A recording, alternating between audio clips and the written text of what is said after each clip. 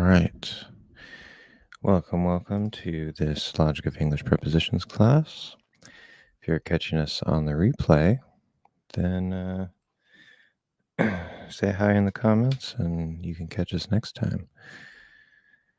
So we're going to be doing the preposition in today, which is relatively simple. It has some complicated abstract applications. Abdullah is here. That's weird. It says there's nobody watching, and yet there are two people here. I don't know what's going on with that, but probably just a delay. Abdullah, welcome. Taylor's here. King Lion.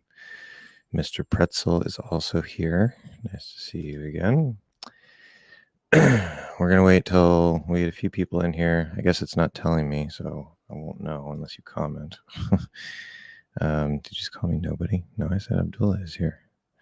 I don't recall saying the words nobody. Ganeshali is here. Welcome. I still have my morning voice, so it's a little creaky, but that's okay. Yeah. So as I said, we're going through in today, preposition in, and I wanted to do this one because it's relatively straightforward, but it does have some abstract applications that can give us a good chance to see how a relatively simple idea can apply in abstract ways without having to worry about sort of an abstract concept that's at the core of the preposition, like with on, since on has two parts. And I want to do this in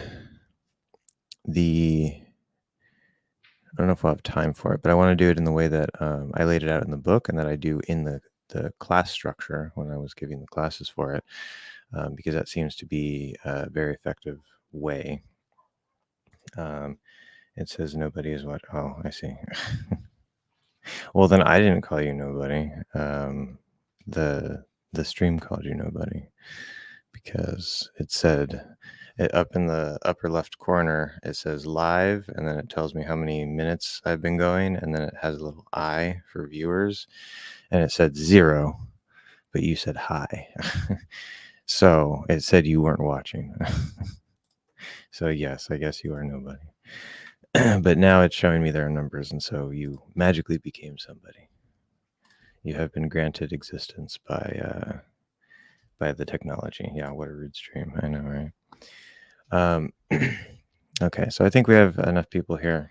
It says we have 6, so we're going to go ahead. I wonder if I can copy and paste this. Because it would be good to show you guys. I guess I probably should just show you guys, but then I can't see the comments. Let me see how this will work here. Share screen, share. I want to do this one, share. And if I come back over here, yeah, I can't read it.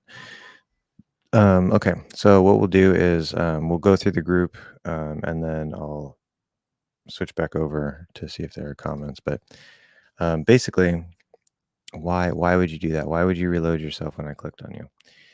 That's annoying. Technology just is not going to work today. Okay, in. So we have group 1.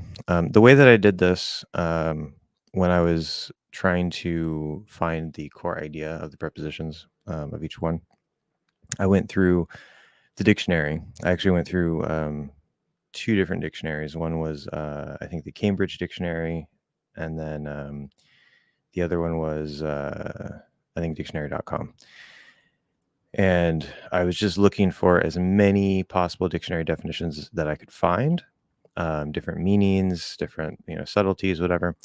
And then I went and I grouped them. So these groupings, like group 1, group 2, these aren't strictly like the dictionary listed them out in these groups. What I did was I said, okay, so this meaning and this meaning and this meaning and this meaning, they all kind of fit into this group. So it's almost like a sub idea of how the core idea applies. So each group is sort of like a theme that in some ways related. All the examples are related. And sometimes it was kind of hard to do that. But if we look at group one, so we see my birthday is in May. Okay. My family goes on vacation in the summer. I was born in 1990. I don't like to get up early in the morning. Do you know this man? Shows a picture. I've never seen him in my life. I'll be home in 2 days. That one might seem a little different. In time, you will understand. That's a little hint there. And I arrived at the airport in time. Another hint.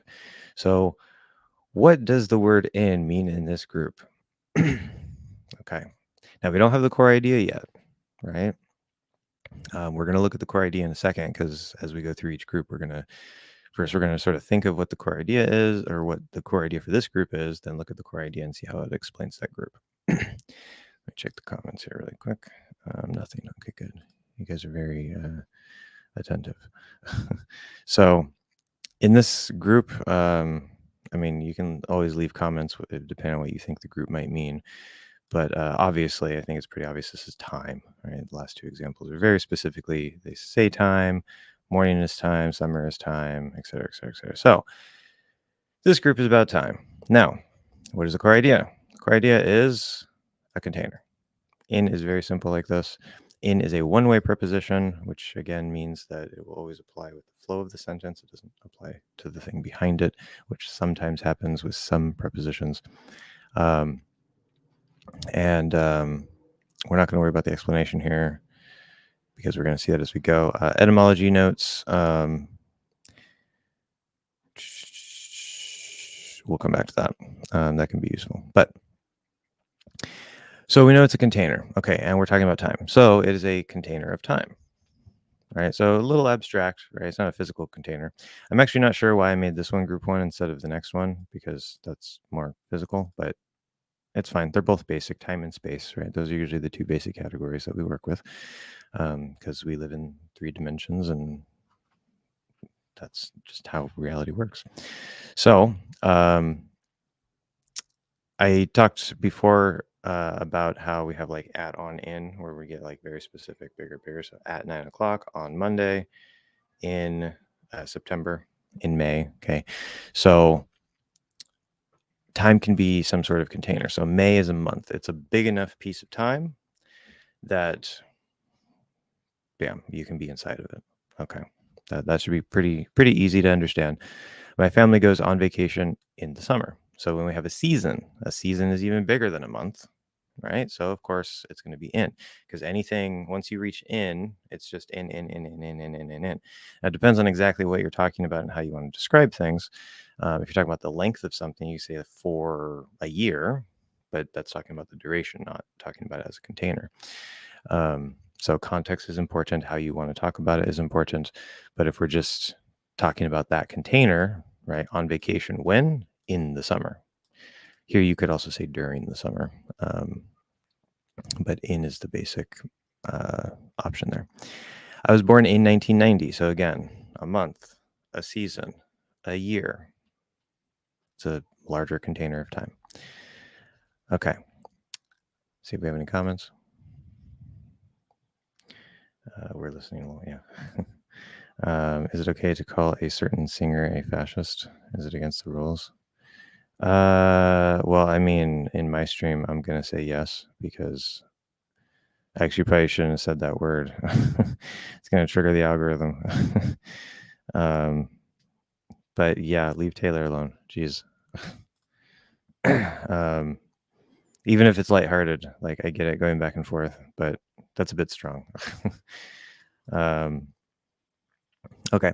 Anyway, when we go in the morning, now this is the first one that usually trips people up and they're like, why is it in? Because morning is like, there's a day, we're on Monday, so how can we be in? That doesn't make sense. And this is again where context is important.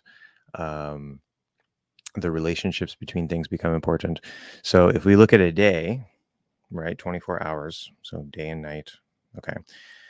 Now there you can divide that day into sections. So we have the morning, the afternoon, the evening, and we have night.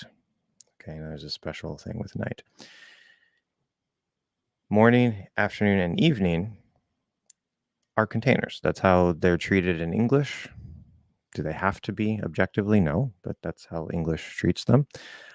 So in the morning, right? So it's that particular period of the day. So now you have, say, Monday, and that's sort of the platform, right? So we're on Monday, but then that platform, you can maybe carve out a container in it saying, okay, this is the morning period, this is the afternoon period, this is the evening period. However you want to look at it, right? That's just one way that you can kind of make it make sense. But that should make sense, right? We can divide the day into containers of time. Now, at night, that's not our focus here, but I will explain that because that's obviously the big exception. And it's not really an exception to the logic, but it's an exception to this pattern. What I think the reason why we say at night is because during the day, we are what we call diurnal, right? We are creatures that primarily operate during the day. Nocturnal would be a creature that primarily operates at night, like an owl. So night, we're awake, and then we go to sleep. When we go to sleep, we're not aware, we're not conscious. So there's technically a connection here to on under the surface because that positive active state, that awareness. But we're not awake. We sleep for a large period of time until the next day, right? So the way that I think that this makes sense, and it's just it fits so perfectly. It really does. Because our consciousness is off, because we're not aware, right? You might be dreaming or whatever, but then you're in a different reality. That doesn't matter. That doesn't apply to this reality. So we don't have to get into all that. That's making it complicated. When you're sleeping, it's like, right, you close your eyes, your consciousness turns off for objective reality, and then you open your eyes and the sun is up, right? So it's like a moment. It's like a specific point in time because you were not alive. I mean, you were alive, but you're literally not experiencing existence. Your consciousness is not in the objective existing world during that period. So in our experience, it's like one moment. That's just the moon is up, it's dark, and then the sun is up. It's light, right? It's daytime. So that I think is why at is special. We don't say in night. You can say in the night in some cases, but it's very, very special. I can't even think of a case off the top of my head, and it feels a little bit weird, but it does technically exist, but not for what we normally describe as at night. We wouldn't say in night or in the night. Okay. See if we have any comments there. Yeah, I agree with Josh. Well, of course you would, because you love Taylor. I'll be home in 2 days. Okay, now this one is also a little bit different. I see how this can easily go way too long. We're not going to get to the end if I keep this pace. So we'll try to speed it up a little bit. I'll be home in 2 days. Here, so the 2 days is still a container, right? It's a container of time. But this is a little bit weird because this is actually a shortened version of within. So the preposition in, there's like within, into, also there's onto, which I think we can also shorten in a similar way. But especially within, into, inside, within, as long as the context is clear, we very commonly remove everything but the in part. So within will reduce to in, inside will reduce to in, into will reduce to in. So if I say put it into the box, it's outside of the box. I'm putting it into the box. To is the end point. And it's okay to say that. It doesn't matter if you say it or not. It's not formal, informal, or anything. But we'll commonly shorten that to just say put it in the box. Now, if you say like it's on the inside, we wouldn't say it's on the in. That's a little bit weird. But there are cases where inside can kind of become in. We're not focused on that here. and then I'll be home in 2 days. This is again within 2 days. So the with and the in, with means together, and it's working within. Within, with is working within. See the way we have to describe things. In order to create this sort of combined idea where we're saying there are these 2 days, this is the container, and the meaning of the sentence, I'll be home in 2 days. Actually, no, hold on. I'll be home within 2 days. I'll be home. Correction, I am wrong. I'm still not fully awake.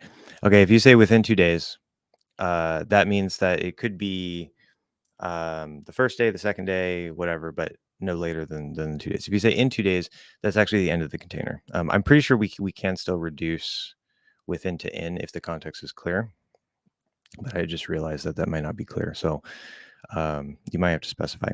But if it's just in and it doesn't have any with implied or not, then it actually means at the end. And so this is a weird case because we're saying it won't be day one, it won't be day one, it'll be, day two, sometime on day two. And so we're kind of going, there's that container of time where I'm not home, okay, because I'm away. And then when I get to the end, so it's think of it almost like a valley. You can think of it like a valley. So I'm home, and then I'm in the valley, and then I'm home again, right? So I reach the end of that container, reach the end of that valley, and that's the period of time has ended. So this one is definitely abstract. It's a little harder to explain. I probably explained it better in the notes down here. Let's see. Oh, I think maybe I skipped one. This sentence is slightly different than the others. It might seem very confusing on the surface. I'll be home the day after tomorrow. 2 days.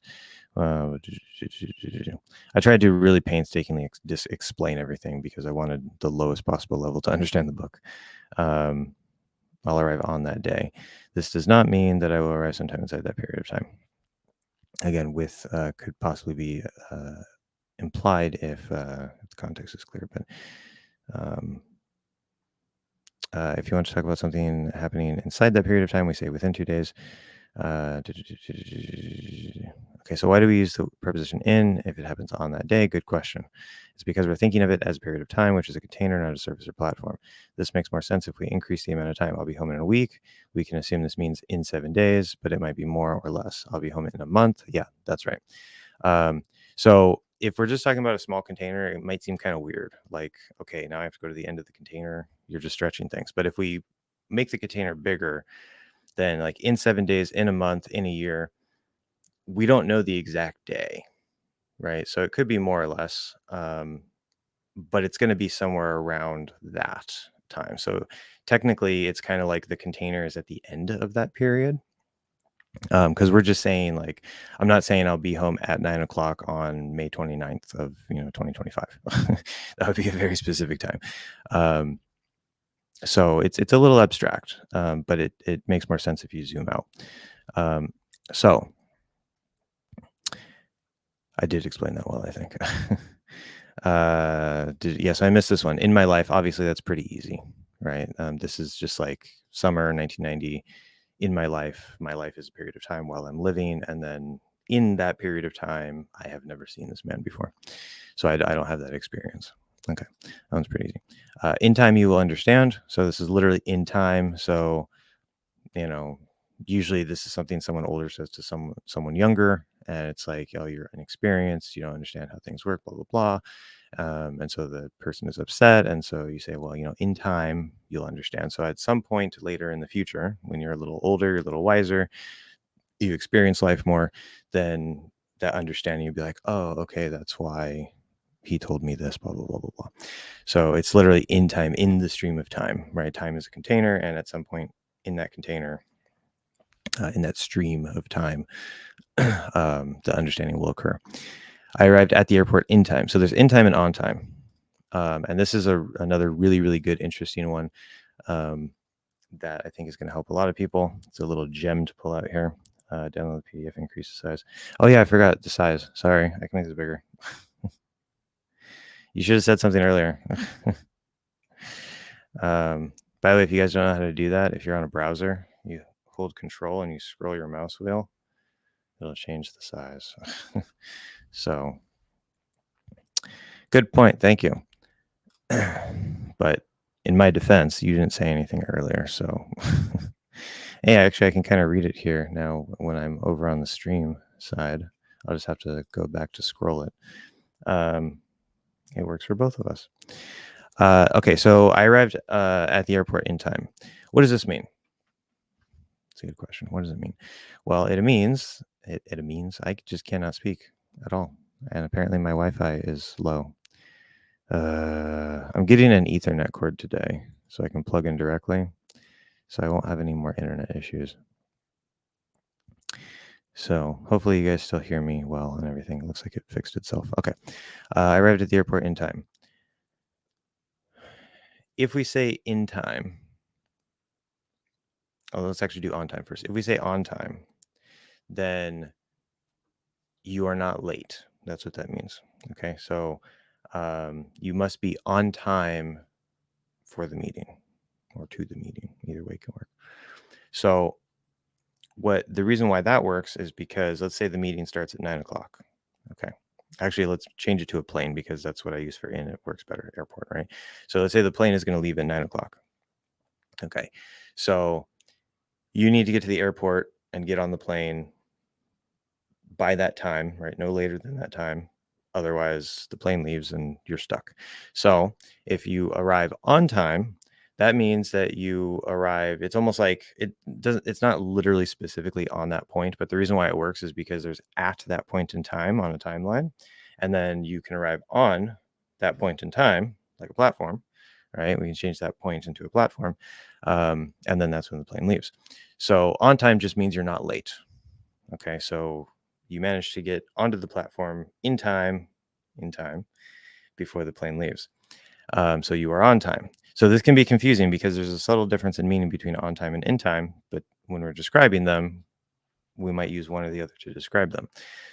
When we say in time, on time just means not late. In time does not mean, well, it does mean not late. Hold on. I gotta look at my notes here. This is what happens when I get rusty. Okay.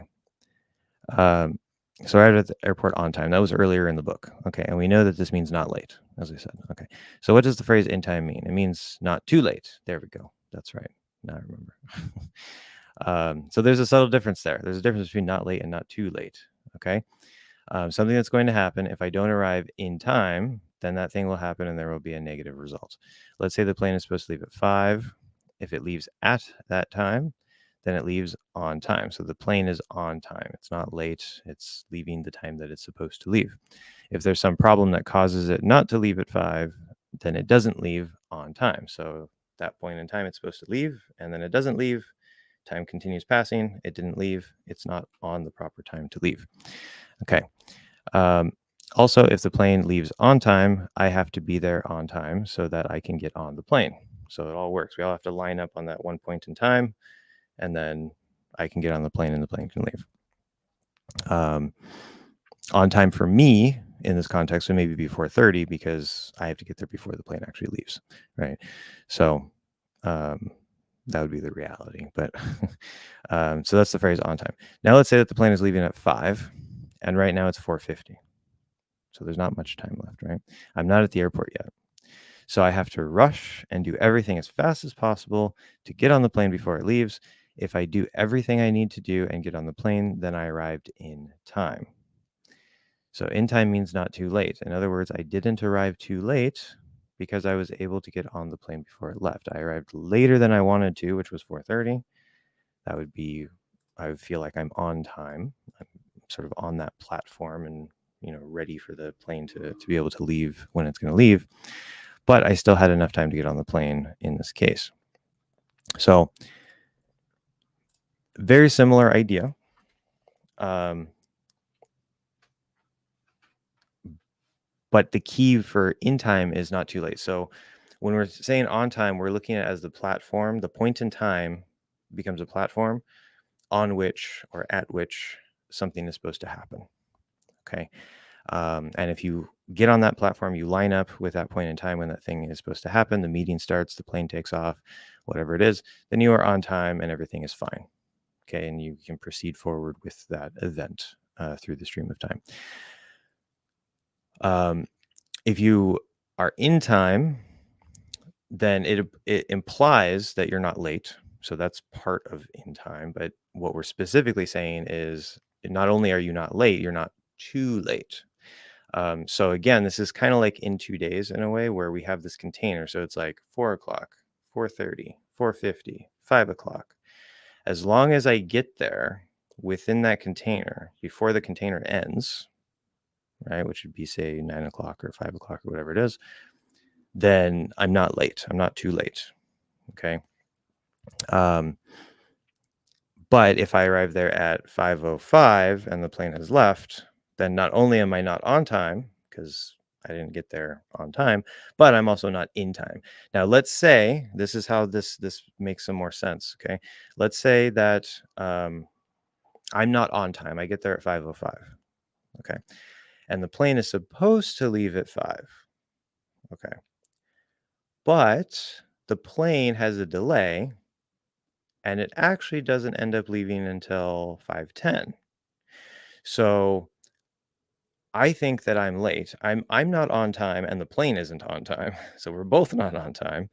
But because I got there before the plane actually left, I am still in time even though I'm not on time, right? So that's the key difference. You can be on time or not on time, but regardless, depending on the situation, you could still be in time even though you're not on time. And I know in time, on time, in time, on time. I'm saying that a million times. That might be confusing, but hopefully that makes sense. So that one's definitely very abstract. That's probably the most abstract application of time, I think. But we can see when we take the basic concept of on and we take the base and at underneath it, because there's at that specific point that becomes a platform. And then we take the basic concept of in and we can see how they interact to create, different but similar meanings. Like at literally creates the timeline, the points of time, right, within the stream of time, but there's certain points on the timeline. So we're already in the stream of time the whole time. Time, I know. And then that can become a platform. And then if you want to say not too late, so everything I just described. So it creates this sort of beautiful interworking between all the connections that are happening under the surface. But on the surface, all we say is I arrived in time or I arrived on time. But all of that is happening underneath the surface.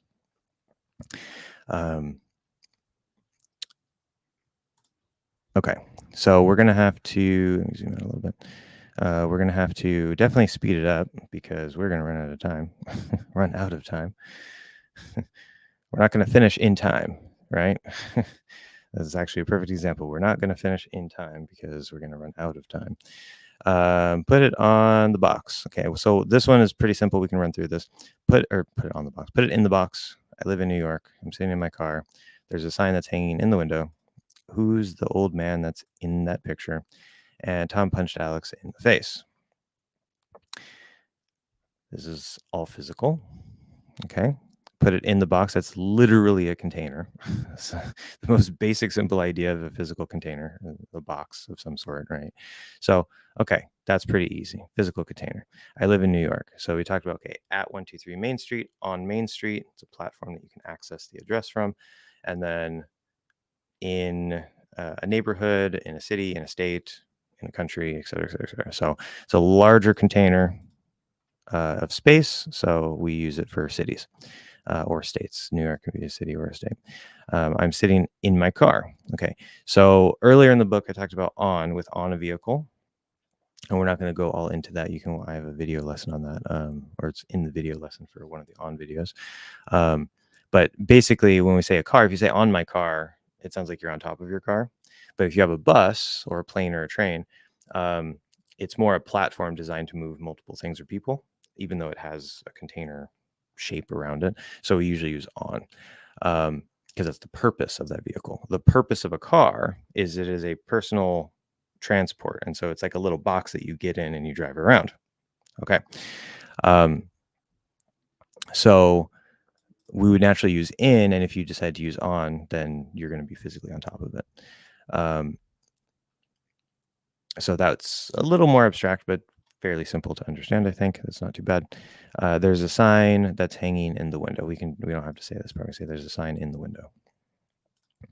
I'm going to have to go to the notes for that one to make sure I don't mess that one up like I did the other one. Who's the old man in the picture? Same thing with this. And then Tom punched Alex in the face. This one I can explain pretty easily because I remember this one. When we do in or on a body part, okay, so we can say he touched me on the arm, right? Okay. So that implies certain information by using on, and also in conjunction with a particular verb usually, that implies certain information, right? So touch, that sounds kind of light, right? It's not force or anything. And so on, my body is a surface, right? I have surface area that I cover. And so it's just my physical arm. He's touching my arm, right? He put his hand on my arm. Okay. But if there's some sort of force, so say like there's a ball that's flying through the air and then it hits you, right? Or somebody comes up and they punch you, maybe the face, maybe the arm, whatever. We would say on, or sorry, we would say in. Potentially you could maybe use on there. It's not necessarily a 100% black or white thing, but usually when there's more force, you think of it as like, okay, yeah, it's a surface, but because of the force pushes that surface in, right? And it hits it creates an impact. And so it's not necessarily a normal container that we might think of as like a container, but it's like it's trying to push in, right? And obviously, like say somebody like shoots you in the arm, it's going to go through, right? So now that like your arm is a container of like blood and vessels and all this stuff, and the bullet went through, so it went into that container and came out the other side. So it does work, but this one, some people might say, yeah, you're stretching things, whatever. I think it still works. For these two, let's go down to the notes here. Okay, let me make sure that I check the comments here. Wow, you guys are very attentive. Or you're just not paying attention at all, and I'm just talking to myself. But I would definitely expect more from Abdullah, just like in the background. No, this is wrong. This doesn't make sense. Blah, blah, blah, blah. But there's a sign that's hanging in the window. Okay, so this one's a little strange. Yes, it is.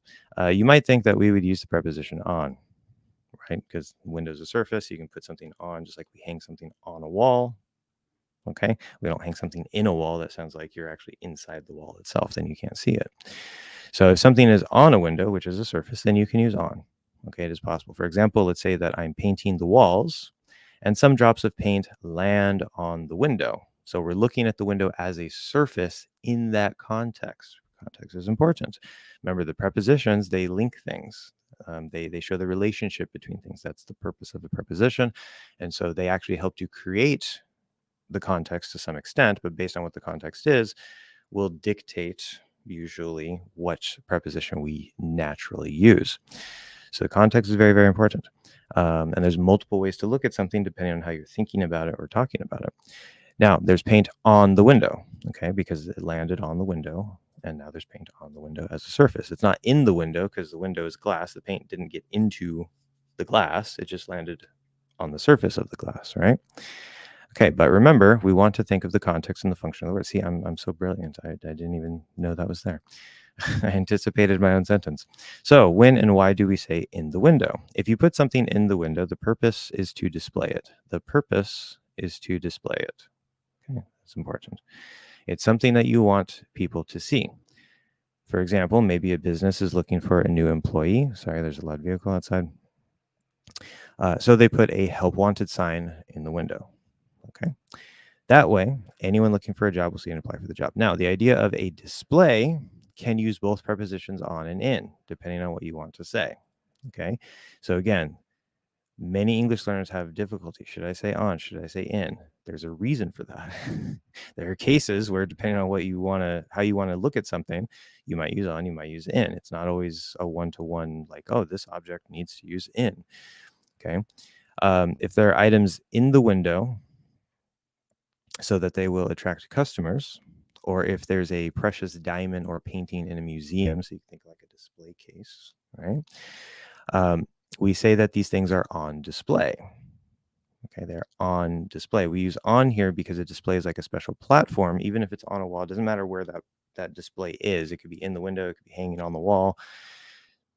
The purpose is for it to be displayed, and so it creates this idea of like a platform to be like, here, this item, look at it. It is on display, right? Even if it's on the wall, look at this item, right? I'm drawing your attention because I want you to see it. I am displaying it. Okay. So even if it's not actually on, again, it could be on the wall, but even if it's not on a surface like this, the purpose is to display it. So it is on display. Okay. However, you can also put something in the display case, right? So if we have that case, we can put it in and then close the case. This is the physical container that holds the items. So when you hang something in the window, this is where it might be a little bit weird for a second. The window is the display that contains the sign. Okay. It's a little abstract. So you can put a picture into a picture frame.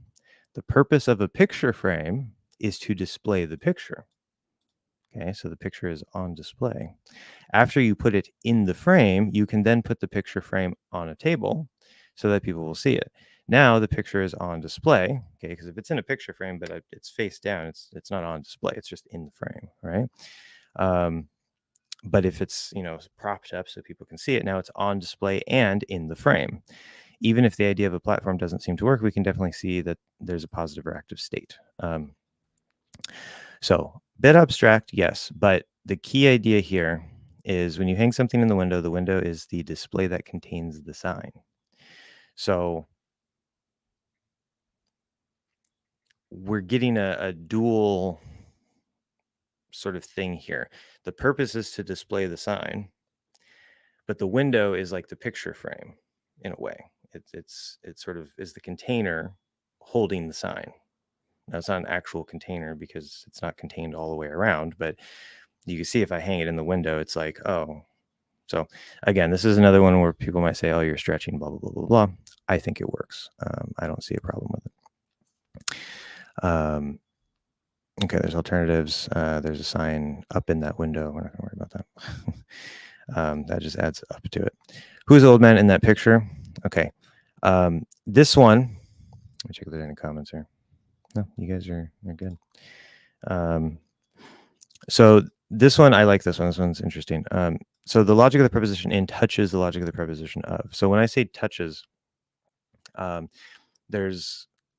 are connections where sometimes two prepositions are like interchangeable. Like if we say a book on Gandhi, a book about Gandhi, the roots are sort of like tangled. They sort of overlap each other.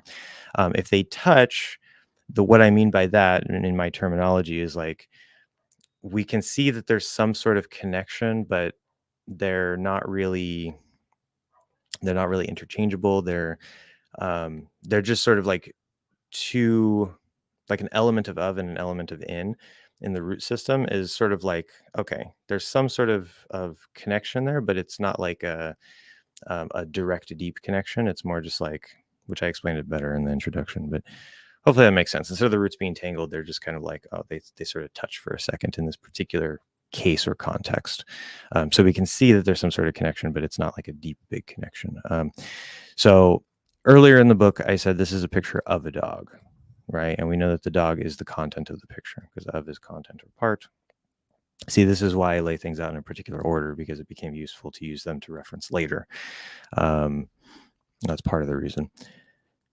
So if you don't know of, then this whole thing might be a little confusing. But dog is the content of the picture. That should make enough sense on the surface. Another way to say it is a dog is in this picture. So I can't say a dog is of this picture, right? They would break the sentence. So sometimes when things touch, they're interchangeable in not in the sense that you can just use one or the other, but that if you rephrase the sentence, you say it a different way, then the other preposition becomes possible. So that's what's happening here. A dog is in this picture. Now it should already kind of start to become a little bit clear, maybe. So if we have the content of the picture, maybe the picture is some sort of a container, right? Just like you might have like a desk, and then inside the drawer of the desk you have an item. Okay, and that's the content of the desk, or the drawer specifically. So this is a point where these two prepositions only touch, not overlap. Note that we do not say who's the old man of that picture. Doesn't make sense. Okay. In an objective, general, logical way, that could work, but we don't say that in English. It doesn't sound good. So that gets into the personality of the English language, which is a different topic, but it's sort of underneath all this logical preposition stuff. The just like everybody has, which it's semi-independent from the speakers, and it slowly changes over time as the language changes. But just like a person has certain preferences, like, oh, I like this, I don't like that. When we get to how certain verbs are used, how certain prepositions are used, et cetera, the language, abstract concept, I know, but the language says like, I don't really like that in this case. I'm going to use this. So you might have two things that are logical, but this one isn't used in this particular language. Maybe in Spanish, this one is used and this one isn't used, right? And so there's different lines that get drawn. Anyway, it seems okay. It doesn't sound too bad, and the logic works more or less, kind of as I was saying, but it's not what we say. This is why the prepositions in and of only touch in this case and do not overlap. Also notice that we say the table is made of wood, but we don't say there's wood in the table. Okay, so I'd be looking at it from the of perspective, because tables and pictures are different things. Okay, yeah, you could have a table that has a drawer and you put wood in the table, but if we're talking about what the table is made of, what it's the content of its composition, not the content of what's inside of it, then that'd be a little different. So that could make sense, but it doesn't mean the same thing as the table is made of wood. Context is different, right? Functions of the words around them are different. Very important. If something is in a table, it usually means that there's a drawer that's part of the table, et cetera, et cetera. But here we're talking about a picture, and a picture is a container that holds images. A picture is a container that holds images. Okay. That might help some of you guys. Okay. This gives you a way to look at things. A picture is a container that holds images. This is like a stoner moment where it's like, bro, a picture is just a container that holds images, right? It's kind of like one of those ideas, but it makes sense. That's literally what a picture is. It's a container that holds images. In fact, a picture is just a frozen moment of time and space that has been captured, right? That's what a picture is. That's what an image is, if we're taking it as a picture. An image could also be drawn or whatever, but a picture specifically as it was captured, with a camera or something. I guess, well, pictures can be described, applied abstractly. It doesn't matter. We don't need to get into crossing words there. If something is captured, it's in some kind of container. Okay, so that makes sense. Moment of time and space that's been captured. If it's captured, it's in a container. A table is not a container that holds wood. It's made of wood. So a picture is less like a table and more like a box. Okay. What are the contents of the box? What's inside the box? Notice that we say the contents of the box. We mean the things that are inside the box, not what the box is made of. Okay, I can talk about what the box is made of, but that's a different thing. That's a different purpose, different context. These are two slightly different meanings of the word contents. Okay. Because we can think of contents as like the composition of something, but we can also think of contents as what is inside that thing, not what it's made of. So two slightly different ways to use the word contents. An important thing to notice is that a picture is kind of like a window in a way. Something can be in a window and something can be in a picture. However, these aren't exactly the same. For example, you look into or through a window, but you look at a picture. You can look at a window if that's the focus of what you're looking at, but usually the purpose of the window is to look through it, right? Instead of looking at it. So again, it depends on what you want to say. The reason the window idea is important is because many English learners try to say, who's the old man that's on that picture? Because they're looking at it as a surface, right? If we use the preposition on when talking about pictures, it means that something is physically on top of the surface of the picture, because now we're treating it as a surface. And so there has to be something that's actually on top of it. Okay, again, purpose, context, function. For example, if I accidentally spill some paint on it and it lands on the picture, just like we said, if paint lands on the window, there's a window over there, that's why I'm gesturing that way. Then there's paint on the picture. The paint isn't in the picture, it's physically on the surface of the picture. Okay, so this is a case where you look at it, and when we first kind of start going through it, it's like, yeah, okay, maybe sort of abstract, maybe doesn't make sense. But as we get further and further, we really get into the idea of purposes, contexts, et cetera, et cetera. This should kind of start to make sense. And this is a lot of what this book does. It really draws things out, gives you angles to view things that you might not even think of. It might not occur to you, right? So again, maybe as Abdullah says, I'm just making sense of things. I'm just, linking things that aren't linked. But the more that I went through the process, the more that you go through the book, I think, at least, and in my opinion, I guess I'm biased, of course, but it really starts to build up and starts to make sense. And you start to see the connections. You start to see all the things, because it's one thing to say, oh, prepositions are logical. It's another thing to say, look at all these different perspectives and connections to things that are happening under the surface. And it really starts to build a picture or weave a tapestry. Like, I was amazed by the time I got like 3/4 of the way through the book. I was like, oh my God, this is beautiful. I can't believe this even exists. It's definitely not random. I don't know why you're crying. Is it because it's so beautiful? Probably not. Okay, so we're going to run out of time. We got through the first two key groups. There are 6 in. Definitely not going to have time to go through all of those. These are the more abstract ones that are a little harder. So we can maybe continue this in the next one and pick it up. We still have a little bit of time here, but we'll go to group 3. So this is where we really start getting abstract. If you guys have any questions, let me know. But come back over here. Yeah, we got nothing. I just left you up there crying. Okay, does this bike come in green? Please sit in a circle. Does not mean inside. There's a difference there. So this is because that can be confusing, right? There's a circle, you can sit inside the circle, or you can form a circle. So we're going to see the difference there. We waited in line for the store to open. The shirt comes in small, medium, and large. They didn't have pants in my size. Okay. Maybe it seems like it has something to do with space. Doesn't really seem like it has anything to do with time. We're talking about, so in what? A color. Okay. In what? A shape. In another shape, a line. I mean, it's just a line, but technically we could say it's sort of a shape. It's or a basic component of a shape. In a size. And then, of course, again, in my size. So we have color, we have shape, and we have size. And that actually, group 3, what is the key word? What is the key group idea? Properties of a container, color, shape, or size. So you look at that initially and you're like, that has nothing to do with the container. This doesn't make any sense. You're just pulling things, out of nowhere. But if we look at those as properties of a container, we can see how it starts to apply to the core idea of in. So it's a special and abstract group. Okay. This one, I'm definitely not going to be able to fully explain some of the examples without referencing this. I should probably make this bigger again, sorry.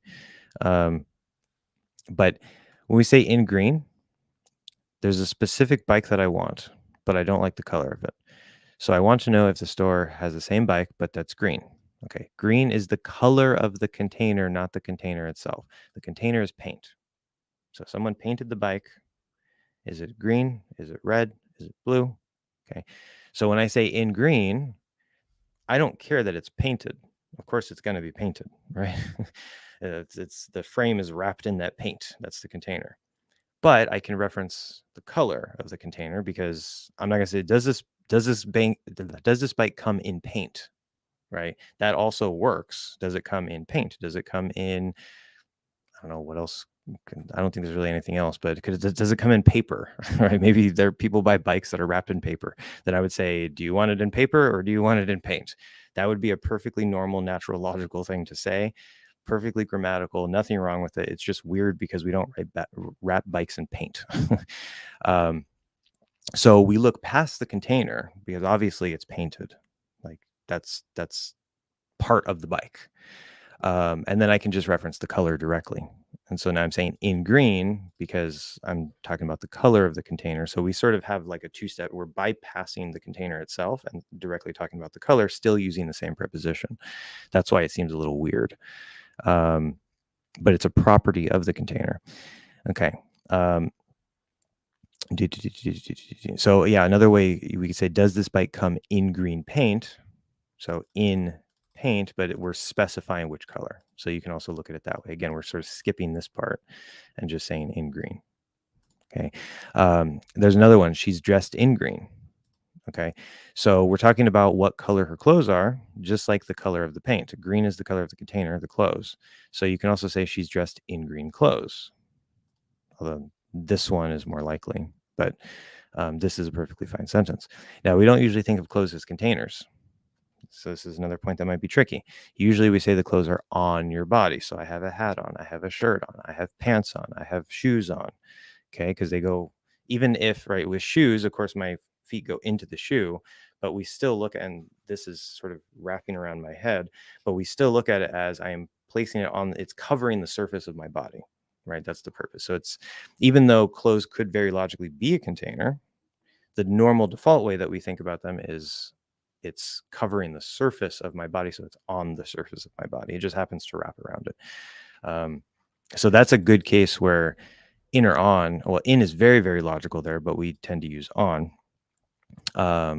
surface that the clothes go on top of, blah, blah, blah. So you're also wrapped in the clothes. Okay. So this gives us more options though. On is the basic one.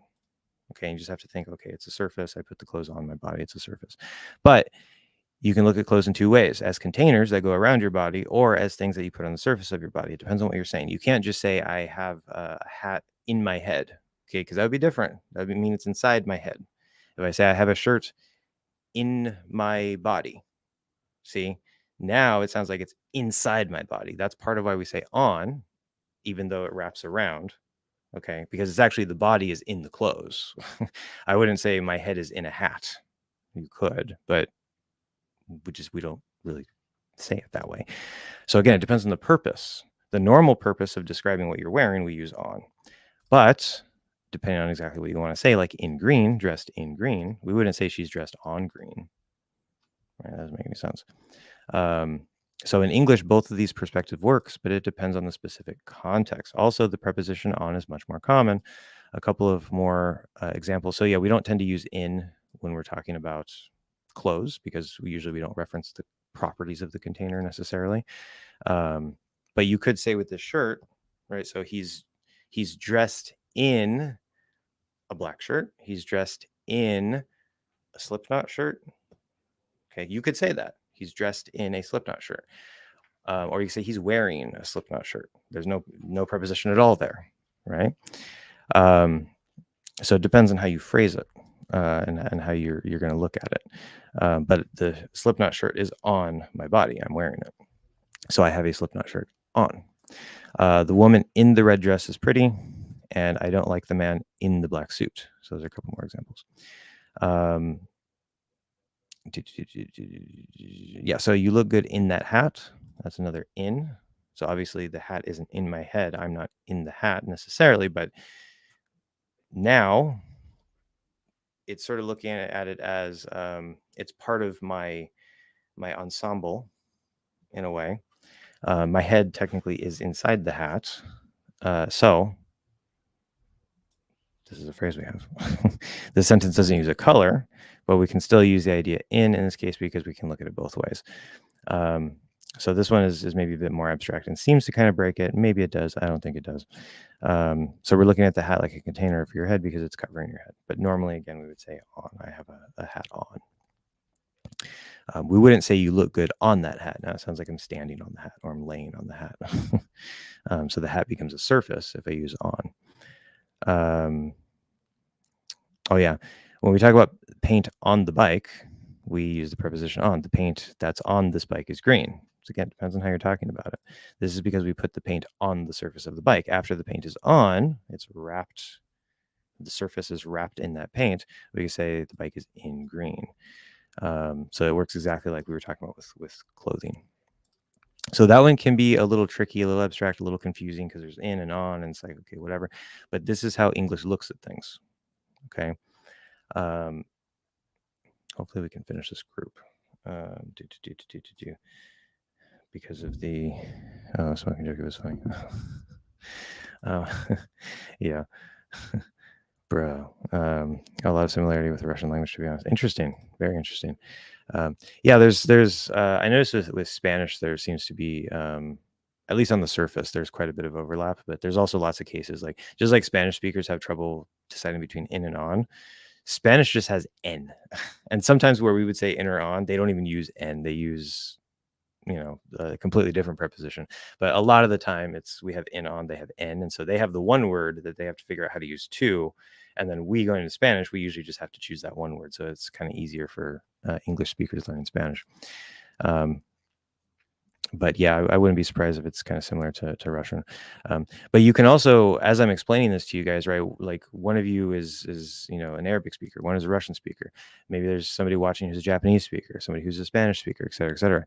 And you have your own reference, your own language. And then as I'm describing these things, of course, you're probably going to be comparing and thinking like, oh, well, in my language, we maybe look at it this way, blah, blah, blah, blah, blah. Not necessarily trying to apply logic to it, but just seeing, oh, this is different than how my language operates in some way. And it's not better or worse or anything. It's just this is how English, sort of organizes and looks at things. Okay, please sit in a circle. This one's pretty easy. So when you're forming a circle, you're creating the container, right? So if person, you're all sitting in a circle. Now inside there's a space inside that is the container. Now there might not be anything in that container. It doesn't matter, but you're forming a container. So again, we're talking about the properties of the container that you're forming. And again, if you're saying if you want to say inside, so like maybe there's a circle on the ground, then if you say there's a circle and then sit, and there's that paint, but you're all sitting on top of that paint. Now you're sitting on the circle that is already on the ground. Okay, so you're not forming the circle because the circle is already there painted, and you're just sitting on it around where the paint is.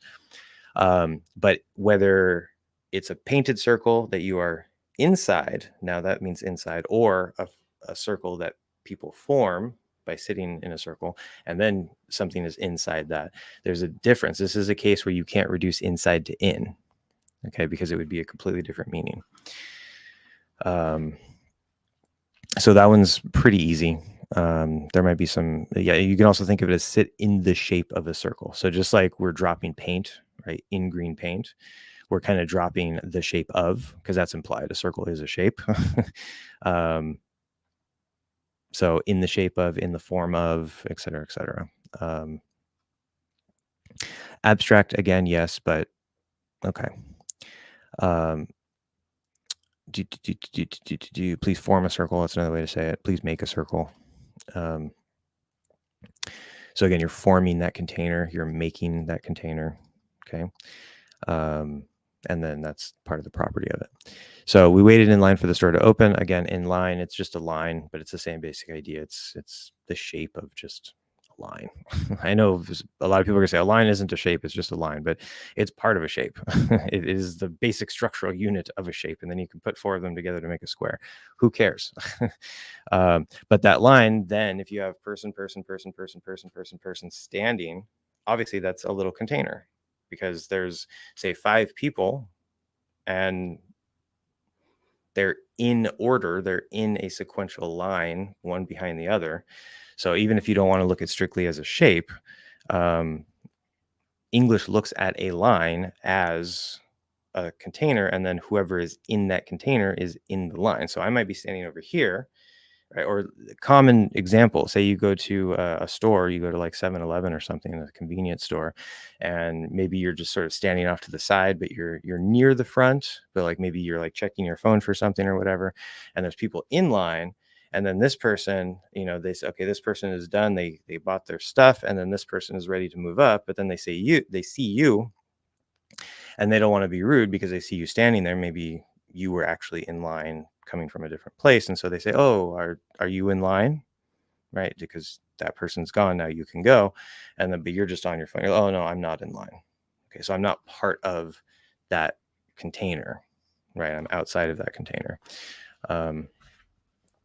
So the shirt comes in small, medium, and large, so we can also apply this for sizes. Same thing, colors, shapes, sizes. Okay, it's we're talking about the properties of the container, not the container itself. Here it's the size of the container, so the size of the shirt. So again, we're looking at clothes as a container here, but it's has nothing to do with actually wearing it. It's obviously you're going to wear it, but we're saying like, what is the size of this container? Will this container fit the proportions of my body? Right? Is it too big? Is it too small? So you're trying to find a properly sized box to put on yourself in a way, right? So the color of both containers is brown. Oh yeah. Okay. So you have a small square brown box and a large square brown box. Box is a container. The color of both is brown. The shape of both is square. The size of one is small. The size of the other is large. Okay. If you could magically make the small box larger, you would be changing the size of the container. So instead of changing the color brown to green or the shape square to circle, you're changing the size small to large. These are all properties. Okay. We saw, does the shirt come in green? So the full sentence, this shirt comes in sizes, or in the sizes. We don't have to say the other, small, medium, and large. So again, we're skipping this word because it's implied by these words. So we see a pattern there. We don't have to actually specifically mention the property, or if you don't mention those variations, the color or the size or whatever, you could say what size does it come in, or what sizes does it come in? Okay, because now you're asking about the sizes, but we don't know what those sizes are, and so now you would actually specifically use that within. So again, that's why it could be confusing, because we tend to drop this if we actually specify what those specific sizes or colors are or whatever. They didn't have pants in my size. It's the same thing. And that's the end of that group. Yay, we made it to the end of the group. Okay. I'll stop sharing here because we're out of time. There we go. So to wrap this up, if you guys want to continue in, because it was really just getting interesting, then we can continue that in the next preposition lesson, which won't be tomorrow. It'll be, because I rotate things. But we can do that. Let me know if you guys want to continue that, or you can get the book yourself. If also, let me know, was that interesting? Was that boring? Was that whatever? You guys don't really have many comments here, so I don't know if you're just super engaged and like, wow, this is amazing, or if you're just like have me in the background and you're just playing on your phone, not paying any attention to me because you're bored. I don't want to just be talking to myself here all day. So feedback would be appreciated, but I'm gonna show you. Yep, same. I have that issue with in and on. Yeah. Yep. It's a common problem. In Russian, people do say on the picture though, so this one is different from English. Yeah. Okay. And this is again, right, one of the, like Abdullah saying that it's not logical. This would support that argument that it's not logical, because like, okay, well, English can say one thing and then Russian can say the other thing, and like Why does that work? Again, it's because of the personality of the language. There's multiple ways to look at the same thing from an objective, like purely logical standpoint, or just a purely conceptual standpoint, even if we don't try to bring logic into it. There's multiple ways that you can look at a particular thing. And then one language, will happen to look at that thing with this concept. Another language will look at the same thing with this concept. And then, as we saw today, between in and on, depending on exactly how you're looking at something, depending on the purpose of something, the context, all these things, you might actually have two prepositions that could potentially both work, but they describe, different ways of looking at that same thing within the context of that one language. So whether it's within the language itself, the certain lines, are drawn. And again, we get connections and stuff that touch or overlap sometimes, but there's certain lines that are drawn that says, okay, this means this based on this purpose and context. This means that based on that purpose and context. And then you have a completely different language where, hey, in this case, you use this one, but we actually use the opposite one. And that's fine because that's that language. Languages are contextual to themselves to some degree. There's actually like some research on this and stuff. But there's also a lot of pushback on it. Anyway, that's a different topic. Well, that's the same topic, but we don't have time to talk about that. And I'm not fully educated on it. It's just some stuff I read here and there. So I don't want to launch fully into that. But I was going to say one other thing. Contextual within themselves. But yeah, every language has its own personality, an actual personality. And there's some polyglots, like I think Benny Lewis, the Irish polyglot. I think he mentioned something like this. Some polyglots say no, that they disagree with this, but I've heard several polyglots say that when they go to speak, like when they really get, they're learning a language, blah blah blah, they're absorbing the material, they're interacting with people, whatever it is, they're watching TV, however they're learning. When they actually get to the point where they're like conversational, they can actually have conversations and stuff, or they get to the fluent level, they feel like their personality kind of changes, right? And it obviously there's like different body language and stuff, and so that's part of it. That's not necessarily a personality of a language itself, but I think part of that in the background is if you really start to feel that language and can use it pretty like intuitively and automatically, you've actually sort of downloaded to some degree the personality of that language that applies to these underlying concepts and how they express themselves through the language and through the different dictionary definitions. And you really start to feel it. So it actually kind of like your personality could be like, it's not necessarily a different personality, but it could be like a different side of you, a different expression of you in that language. And there's plenty of people who describe that. They're like, oh yeah, when I speak English, I'm kind of like, English is maybe sort of a neutral one. Let's say Italian. Italians are usually very expressive. So yeah, when I speak Italian, I'm very expressive with my hands, blah, blah, blah, blah, blah. But then when I speak German, I'm very, kind of like stiff or whatever, just going off stereotypes as an example. I don't tend to move around as much and blah, blah, blah, blah, blah. And so you might actually have different ways that you move your body.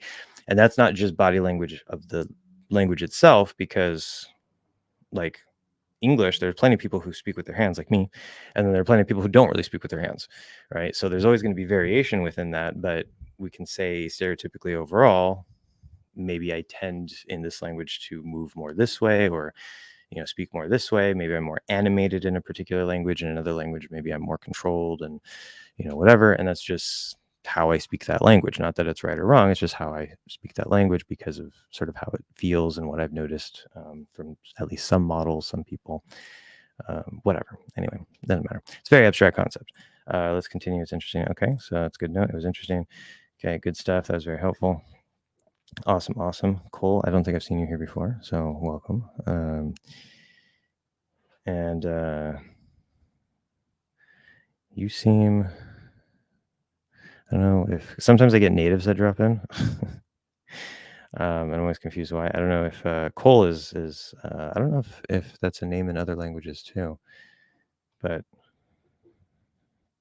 yeah, it'd be interesting to know where you're from, if you don't mind. You don't have to to say anything, but glad you're here. Welcome, and thanks for letting me know and commenting and letting me know that it was useful. I thought about it too. To be honest, something definitely changes. Yeah. And some polyglots say that they don't, like they're just the same in every language. And that's fine. That can happen too. You're a great person. Well, thank you. I don't know that I would agree with that, but I appreciate it. Okay, so we're kind of over time. I have a class in 20 minutes, so I'm going to have to definitely cut it off here. I can't keep going for another half hour like I sometimes do. But yeah, I think the next preposition lesson, we'll just pick up where we were. Unfortunately, anybody who joins that, I'll be like, hey, go watch the previous one to catch up to this one. But I think it's worth it because it's sort of a deep dive that can really help illustrate the concept and the whole purpose of the approach, rather than just saying, hey, prepositions are logical, go read this book. Another random person, yay, Rahaf. I don't know, Rahaf. I'll say Rahaf. That's how I would naturally want to say that. Thank you for your time. Well, thank you for joining and for letting me know that you're here. Okay, so I'll see you guys tomorrow. Notice I said guys. Okay, I get lazy. I did it again. See you guys tomorrow. What is our stream tomorrow? I know I say I'm going to leave and then I'm just still standing here. At least I'm self-aware. Q&A. Yeah, simple Q&A tomorrow. And then after that, we have a pronunciation analysis for American English. We're going to do Audacity, tie posture into it. Only one person sent me a recording from that last live where I told you guys to send in your recordings. I don't even remember what the sentence was. I think it was, I saw a young woman walking. So if anybody wants, I saw a young woman walking. Pretty sure it was the sentence. If it's not, it's okay. It's close enough. So last chance, last call. I guess tomorrow would be last call. But if you want to send in a recording for that live lesson in a couple days, record yourself saying that, send it to my email. Good. Then we'll have two, because I only have one right now, which is enough, but it'd be nice if we had two or three. So I think you have a nice day. Yes, you too. Be like Taylor and send an awesome, beautiful recording. All right, I'll see you guys tomorrow.